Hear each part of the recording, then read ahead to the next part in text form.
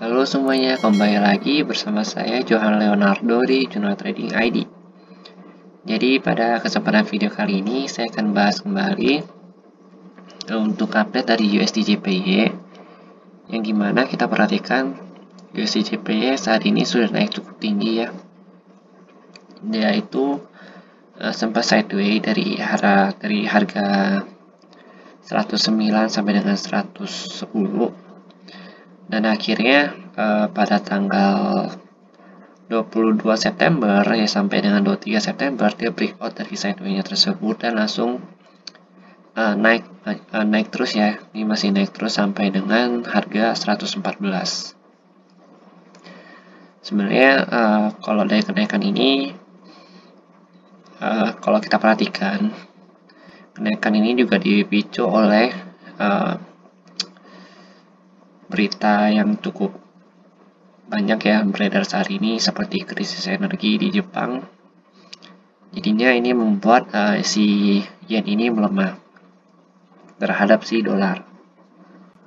Kalau kita perhatikan kembali di sini, target kenaikan dia itu sebenarnya bisa sampai 115. Hanya saja kalau kita lihat lagi di sini, di 114 saja kenaikannya itu sudah agak tertahan, dan candlenya juga sudah mulai ada rejection di atas sini. Ya, dia kan ada sumbu ya, jadi dia udah mulai terjadi rejection, dan mungkin banyak yang nyangkut juga di pair USD/JPY ini, karena kan kenaikan yang setinggi ini kita berpikir bahwa dia akan melakukan koreksi secara teknikal. Ternyata harga masih menunjukkan kenaikannya. Lalu kalau kita perhatikan di candle mingguan, ini kita perhatikan juga di sini itu di harga 114.200, yaitu merupakan sampai dengan 114.550, merupakan resisten atau key support yang cukup kuat untuk si USD/JPY sendiri. Karena dari tahun 2017 semenjak dia crash di sini di awal Februari ya, lalu dia coba tembus lagi di Mei 17, itu dia masih gagal menembus level tersebut, dan dia coba lagi pada Juli juga, dia coba untuk naik kembali dan menembusnya, ternyata gagal. Lalu pada tahun 2017 bulan Oktober juga dia coba menembus, lalu gagal, langsung turun ke bawah lagi ya.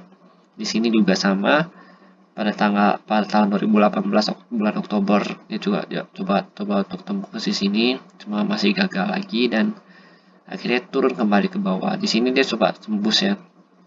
Saat pada bulan Oktober ini dia coba-coba untuk naik ke atas, tetapi masih gagal, dan akhirnya mengalami crash yang cukup parah ke bawah sini, ke area sekitar 104. Dan ketika dia crash ini, dia coba juga sempat naik lagi, tapi udah nggak cukup kuat untuk naik di sini, dan melanjutkan penurunannya itu paling rendah ada pada level harga di sini nih, di 102, pada saat dia sudah nggak mampu untuk melakukan penembusan area 114.550 ini. Lalu kita perhatikan kembali pada tahun 2020 bulan Desember ya, ini di sini nih, ini merupakan kenaikan cukup besar untuk si USD/JPY ya. Jadi kita coba buka dulu untuk analisanya di sini di candle 1 jam. Ya, seperti yang saya katakan, area 114,550 merupakan area resist yang cukup kuat untuk si USD/JPY. Ya, seperti yang tadi saya jelaskan pada candle mingguannya ya, kita juga udah perhatikan di candle mingguan kan tadi. Lalu di sini juga struktur lihat naik. Ini kan saya ada buat trend line di sini ya. Saya ada buat trend line, dan trend line itu sudah di break sama dia, dan di area sini ini kalau kita perhatikan di area yang ini di harga 114,280 sampai dengan 114.338 merupakan area pertemuan saat dia breakout dari trend line-nya, dan dia mencoba untuk membuat downtrend-nya. Di sini kita perhatikan ya. Ini saya sengaja buat garis downtrend. Patokannya di sini 2 candle ini ya, walaupun garis ini belum valid ya, ini belum valid. Saya hanya menggambarnya saja untuk patokan jika memang dia ingin turun kembali. Sebenarnya kalau garis ini nggak digambar pun nggak masalah, itu bisa kita hilangin kapan aja. Ya karena yang penting itu adalah garis si trennya ini, uptrendnya. Dan ini sebenarnya dia udah breakout dari trend lainnya ya, dan sudah melakukan retest kembali. Jadi kan ini kan candle breakoutnya nih. Lalu candle ini naik kembali, tetapi sini kan ada base, ada supply area. Supply area ini bisa kita perhatikan di candle 30 menit. Jadi kita buka dulu candle 30 menitnya. Nah, di candle 30 menit ini lebih jelas pergerakan harganya ya. Dan terjadi rejection di area 114,46 sampai dengan 114,55. Dan dimana sebelum dia naik di sini ada base, dia membentuk suatu supply dan demand area. Ya, karena di sini kan ada momentum candle, di sini ada momentum candle. Jadi ini bisa kita katakan sebagai sebentar. Ini rally base rally. Ya, di sini ada rally base rally yang ada pada video edukasi yang saya buat waktu itu. Lalu ya turun kembali ke harga sini nih, 114,050, dan dia sempat melakukan retest kembali di daerah sini, tetapi tertahan oleh si trend lainnya ini dan juga si supply area ini, sehingga harga saat ini sedang sideways. Dan sideways-nya ini dia sudah melakukan retest di trend lainnya. Kalau kalian perhatikan candle yang ini nih, ini kan dia ada candle nih. Nah, ini dia udah melakukan retest nih, dan akhirnya terjadi rejection dan turun kembali. Saat ini juga kita perhatikan, tadinya harga sempat melakukan retest kembali. Ini kan breakout, ini tuh candle breakoutnya, lalu dia melakukan retest kembali dan ternyata terjadi rejection sehingga harga turun kembali. Nah, jika memang besok minggu depan itu harga turun kembali, maka ada kemungkinan besar target dia itu ada di sini, di harga 113.495, atau paling rendahnya itu ya, jika memang kita mengikuti candle mingguan ya, itu ada pada harga sini 113.226 sampai dengan 113.690. Jadi demand area yang ini 325, salah ini, 325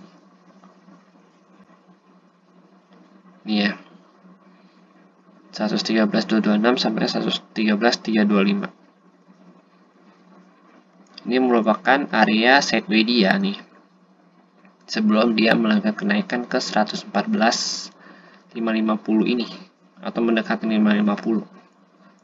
Jadi ada kemungkinan besar target dia, kalau dia koreksi, dia akan turun ke sini dengan melewatin beberapa base yang ada di sini. Ini kan ada beberapa demand dan supply area ya. Dan emang ini sengaja saya buat begini supaya jika memang kita ingin melakukan base trading, kita bisa mengikuti base ini sebagai risk to reward ratio kita atau money management kita.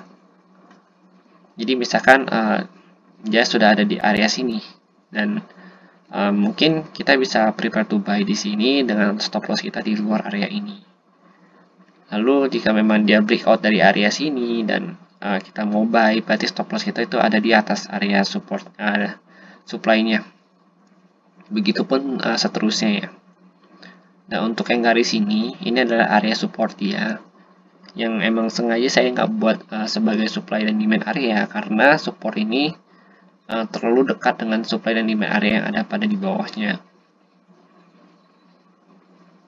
Dan dia juga pergerakannya itu tidak membentuk sebuah base, melainkan membentuk sebuah titik support. Kalau kita perhatikan di bawah sini nih, berbeda dengan yang ini dan juga yang di sini.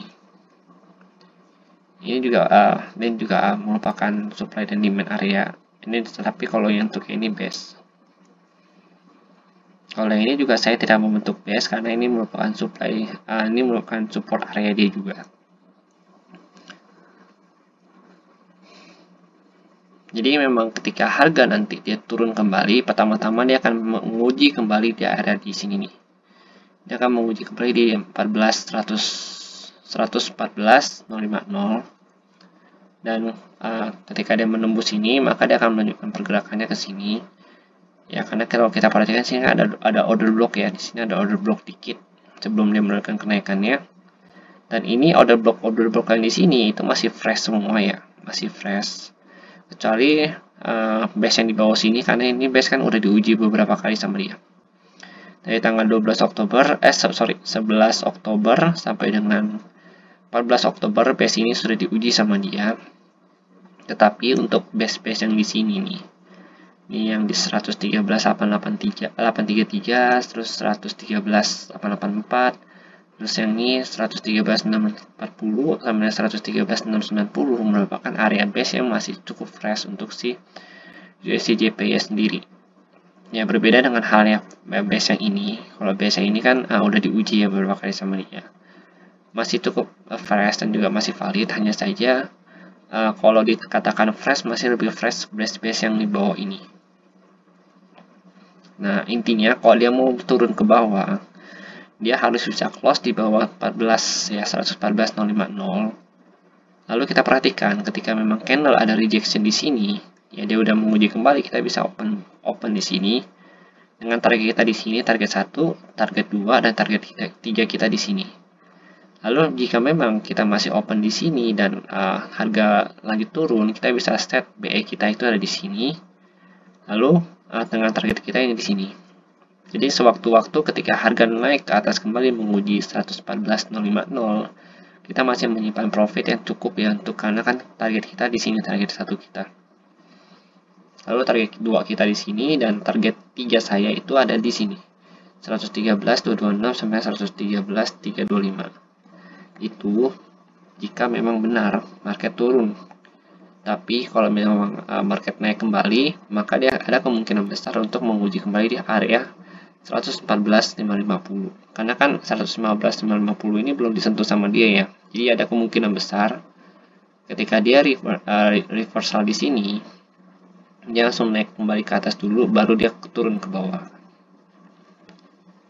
Oke, mungkin segitu dulu untuk penjelasan dari USD JPY. Dan jika memang ada yang salah atau memang ada yang kurang, silahkan kalian tambahkan saya di kolom komentar. Dan jika memang kalian ingin berdiskusi, ya silahkan diskusi. Dan mungkin bisa di-add juga untuk channel Telegram Bina Trading ID, karena biasanya itu kita berdiskusi di channel Telegram. Dan jika memang kalian merasa video ini berguna untuk teman dan juga saudara kalian atau keluarga kalian sedang melakukan kegiatan trading dan membutuhkan sudut pandang lain dalam tradingnya, silakan kalian share video ini kepada mereka, dan jangan lupa untuk di like dan juga subscribe channel YouTube Bina Trading ID supaya saya bisa lebih semangat lagi dalam membuat video analisa seperti ini ke depannya. Terima kasih dan sampai jumpa pada video berikutnya.